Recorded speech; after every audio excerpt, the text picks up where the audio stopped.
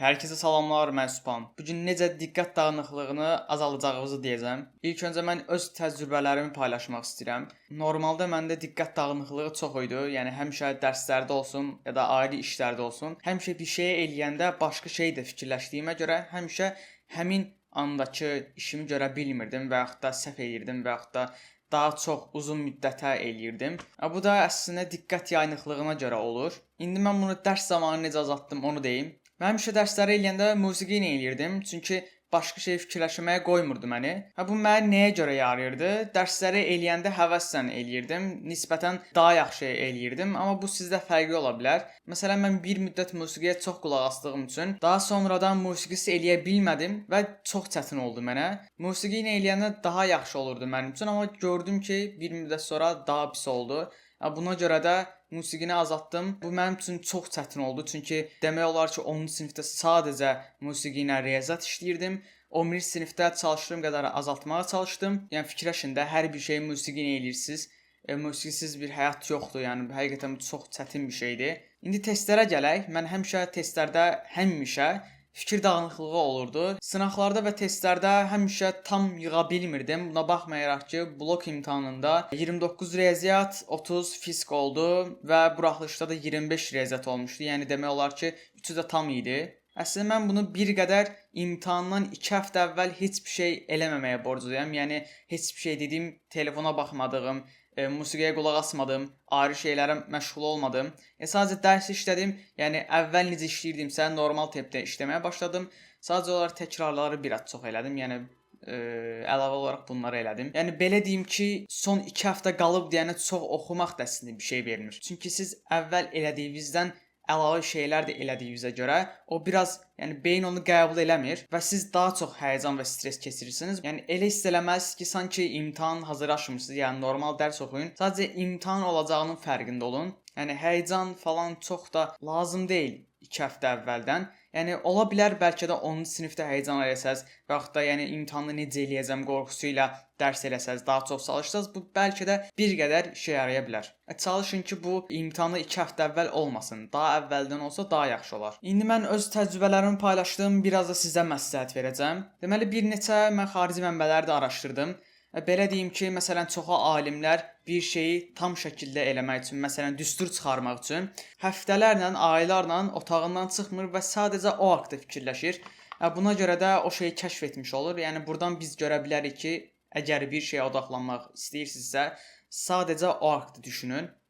Ayrı şeylər fikirləşməyə özünüzü qoymayın. Əgər ayrı şey fikirləşsəz, fikir dağınıqlığı olacaq və o haqqda tam şəkildə düşünə bilməyəcəksiniz. Sizə əsas tövsiyəm odur ki, telefonu çalışdığınız qədər azaldın. Çünki niyə? Əgər telefonu azaltsaz nə olacaq? Normalda bir test işləyirsinizsə, məsələn, həmin test üzərində fikirləşirsiniz və bilinci altında da olsa, siz əvvəlcədən telefonda baxdığınız bəzi şeyləri fikirləşirsiniz və fikriniz bir qədər ora yönəlir. Əgər fikrinizin tam şəkildə oxuduğunuz bir şeyə yönəlməsini istəyirsinizsə, əvvəlcədən ayrı şeylərlə məşğul olmayın. Niyə sadəcə telefondan uzaq durun deyirəm? Bunun bir neçə səbəbi var. Məsələn, günlük olaraq siz 3 saat və ya da 4 saat, lap olsun 1 saat da belə olsa, əgər telefona baxırsınızsa, böyük ehtimal ya TikToka baxırsınız, ya Instagram, ya da YouTube-da gəzirsiniz, ya da ayrı bir şey də ola bilər.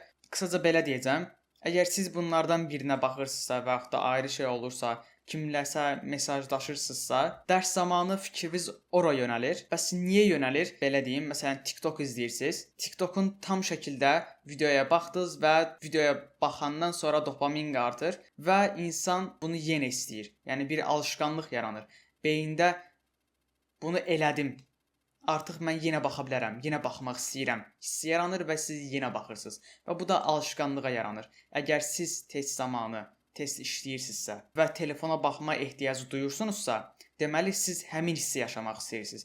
Həmin hissi yaşamamaq üçün telefondan uzaq durmaq lazımdır. Test işləyən zaman test sizə sıxıcı gəldiyi üçün siz daha yaxşı bir şeylər axtarmağa çalışırsınız. Yəni telefonda baxıb o qısa videoları izləyib dopamini artırmaq daha yaxşı gəlir. Və yaxud da bu videoyu tam şəkildə mən izlədim, baxdım, o hiss adama daha yaxşı gəlir. Buna görə də çalışdığınız qədər telefondan uzaq durun, o hissi azaltmağa çalışın. Bu bir qədər mexaniki səhvlərə də yol verir. Məsələn, mexaniki səhvlər əsasən nəyə görə olur? Bir şeyə tam şəkildə odaqlana bilmirsiniz. Mexaniki səhvlər əslində buna görə olur. Ola bilər ki, bəlkə də doğuşdan odaqlanma probleminiz var və yaxud da sonradan yaranıb. Sonradan yaranıbsa bunu böyük ehtimalla telefon olur və yaxud da ayrı şeylər də ola bilər. Yəni ayrı şeylər əslində 10%, 5% falan olur. Çünki hər birimizin həyatında telefon var. Telefon mexaniki səhvlərə yol verir və yaxud da odaqlanma problemi yaradır. Bu dediklərim əslində sübut olunmuş bir şeylərdir və məntiqlə də fikirləşəndə əslində həqiqətən də belədir. Bəs testi necə maraqlı hala gətirmək olar? Belə eləyə bilərsiniz ki, məsələn, testi işlədiniz, testi qutarandan sonra fikirləşin ki, beyninizdə bir yer açılır. Əslində həqiqətən də açılır. Məsələn, mən həmişə riyaziyyat işləyəndə, əgər bir misalı mən tapa bilmirəmsə, mən çox fikirləşirdim və axırda lap 2 saat da olsa, həmin test üzərində işləyirdim. Axır ki, nəticəni tapanda həqiqətən məni çox sevinc verirdi. Bunun səbəbi, yəni çox araşdırıb, yəni tapa bilmirsən, saatlar çəkir və axırda tapırsan, bu həqiqətən adam üçün çox sevinclidir. Çalışın sizdə də belə bir şey olsun. Əgər bir misalın və yaxud da bir sualın üstündə fikirləşirsinizsə, bu həqiqətən sizin üçün çox yararlı olacaq. Çünki asan sualları işləsəz sizə sıxıcı gələcək. Çünki onsuz da bilirsiniz. Əgər çətin suallar işləsəz və onun üzərində çalışsaz, biraz da fikirləşsəz və axırda cavab tapsaz, onda sizə telefon zamanı sizin beyninizə gələn dopamin test işləyərkən gələn dopamindən daha yüksək olur. Ona görə testi daha çox işləmək istəyəcəksiniz. Yəni testin davamlı işləməyin yolu budur. Bu arada video boyu dopamin demişəm. Dopamin ayrı bir şeydir. Dopamin olmalıdır. Bunu da indi fərqinə vardım. Əslində o sinus kosinus sizin həmin vaxt bəlkə də gələcəkdə lazım olmayacaq. Amma onu deyim ki, həmin vaxtda bir sual üzərində baş yorsaz, işləsəz, sizin beyninizin qatları açılır. Əslində bir sual çox məna kəsb eləyir. Əgər dərsdə olan bir problemi həll edə bilirsinizsə, əgər onu həll etmək üçün ayrı yollar axtarırsınızsa, bu gələcəkdə sizin işinizə yarayacaq. Məsələn, necə tapa bilərəm sualı gələcəkdə də sizə yarayacaq. Sadəcə həyat sinus və yaxud da kosinusdan ibarət deyil. Ona görə də həmişə bir sual üzərində işləyib çox çalışanlar və axırda o həlli tapanlar gələcəkdə də karyera quranda daha uğurlu olur. İndi isə sizə bəzi metodlardan danışacağam. Necə tapşırığı daha yaxşı yaza bilərsiniz? Bir mövzunu daha yaxşı necə öyrənə bilərsiniz? Bir sualda necə mexaniki səhv eləməyə bilərsiniz, onu deyəcəm. İlk öncə gələk bir mövzu necə öyrənə bilərsiniz daha yaxşı, onu deyim. Əgər bir mövzuyu öyrənə bilmirsinizsə, ona adlar qoşun. Gülməli adlar da ola bilər, qısaldılmış adlar da ola bilər. Keçənki videomda bu haqqda bəhs eləmişdim. Yəni dediyim kimi adlar qoşun. İkinci olaraq, əgər bir mövzuyu daha yaxşı öyrənmək istəyirsinizsə, rejim qurun. Məsələn deyək səhər vaxtı. Səhər vaxtı bütün beyniniz açıq olduğu üçün mövzuyu daha yaxşı oxuyub daha yaxşı qavrayırsınız. Ona görə bir rejim qurun və sizə deyərdim ki, axşam yatın və səhər tez durun. Əgər abituriyentsinizsə, heç vaxt gecə vaxtlarına qalmayın. Çünki səhər vaxtı dərs oxumaq çox keyfiyyətli olur. Yəni mən hamısını yoxlamışam. Çünki səhər vaxtı durursunuz. Əgər tam şəkildə yuxunuzu almısınızsa, onda beyniniz açıq olur və dərsi daha yaxşı qavrayıb daha yaxşı öyrənirsiniz. Əgər rejiminiz yoxdursa, mən sizə belə bir rejim deyim ki, 23:00-da yatın və səhər 7-də qalxın. 8 saat sizə polnu bəsdir.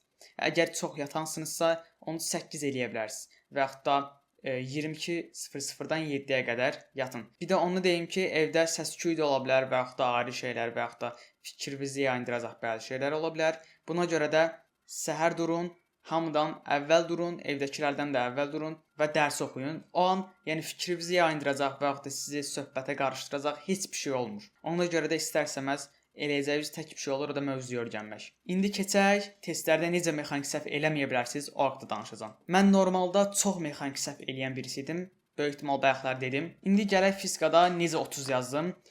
Normalda heç bir testdə heç vaxt 30 yaza bilməmişdim. Həmişə 27 olur ya, 26, 25, 28, amma heç vaxt nə 29 gördüm, nə də 30 oldu. Bir sual həqiqətən siz bilirsinizsə və onu səhv edirsinizsə, bu mexaniki səhvdir. Yəni bir sualı bilməyinizə baxmayaraq yenə səhv edirsiniz.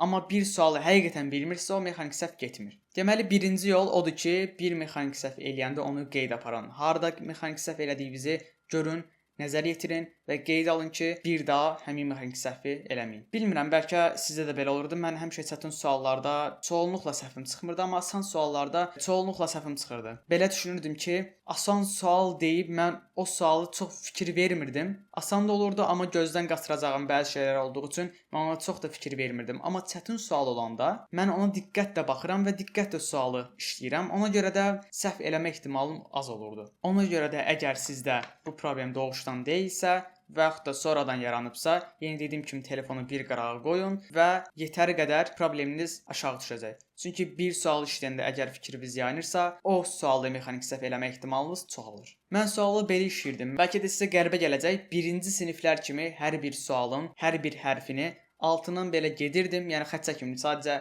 belə gedirdim tam şəkildə oxuduğumdan əmin olmaq üçün. Çünki həqiqətən məndə belə bir problem var idi ki, yəni yadımdan çıxırdı həmin yeri oxumaq və yaxud da nəsə bir yeri işarətləmək yadımdan çıxırdı və önəmli nüansları, məsələn, atıram deyir ki, x 5-ə bərabərdir. Həmişə altına xətt çəkirdim. Harda yadımdan çıxa biləcək şeylər var idi. Riyaziyyatda uzun isbatlar, uzun məsələlər olurdu və altından önəmli nüansları, yadımdan çıxacaq şeyləri altına xətt çəkirdim. Və hər birinin altından belə gedirdim, oxuduğumdan əmin olurdum. Hər bir cavabı nöqtəsinə kimi hər bir şeyi oxuyurdum və ondan sonra sualı işləməyə başlayırdım. Çünki hər bir şeyi anlayıb dərk edəndən sonra məndə o sualı eləmək üçün bir fikir formalaşır. Sualı işləyib qurtarırdım və təkrardan həmin sualı işləyirdim və yazdığım cavaba baxırdım, görüm düzmü eləmişəm.